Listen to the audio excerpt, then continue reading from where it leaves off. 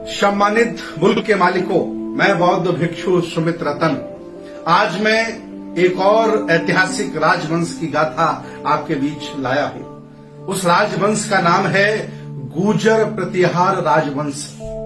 सबसे पहले इस वंश में भट्ट से लेकर के मिहिर भोज से लेकर के महीपाल से लेकर के अनुग्रह पाल से लेकर के 14 राजा इस राजवंश में पैदा हुए और सारे के सारे श्रवण परंपरा को मानने वाले थे। सारे के सारे समता मूलक समाज की स्थापना करने वाले थे।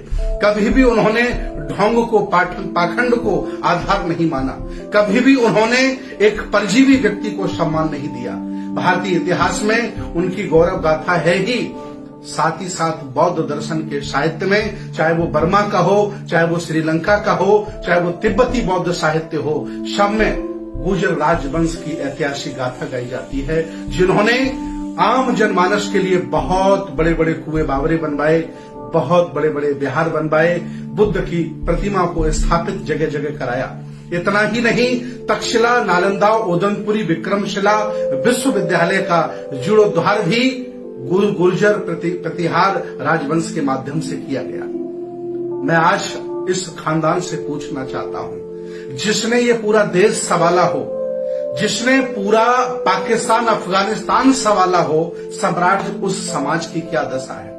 मैं पूछता हूं, कभी देश संभालते थे मेरे गुर्जर भाई, आज वो मुख्यमंत्री नहीं है, आज वो प्रधानमंत्री नहीं है, आज उन्हें एमपी नहीं होने दिया जा रहा है, क्योंकि अल्पसंख्यक लोग, अल्पजन लोग सत्ता में स्थापित हो गए हैं और आपको वो खेतीबाड़ी करने वाला, जानवर पालने वाला व्यक्ति बना दिए हैं।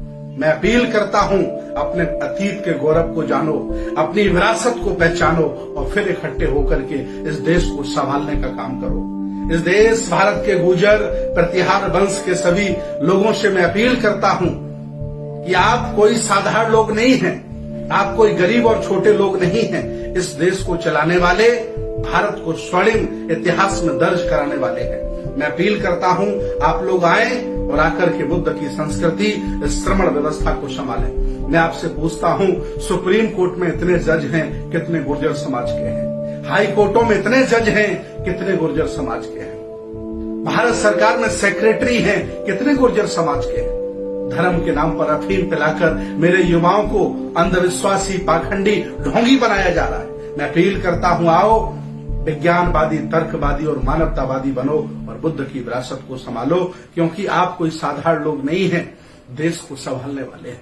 350 साल लगातार गुर्जर प्रतिहार वंश ने देश को संभाला। भारत में ऐसी कोई जगह नहीं है, ऐसी कोई लोकसभा नहीं है, ऐसी कोई विधानसभा नहीं है जहां ये वंश नहीं रहता है। आओ हम सब मिलकर के, मैं आह्वान करता हूं, मैं एक श्रमण हूं, बौद्ध भिक्षु हूं, आह्वान करता हूं, आओ और आप अपने अतीत को पहचानो और फिर एक बार देश को संभालने की जिम्मेदारी लो।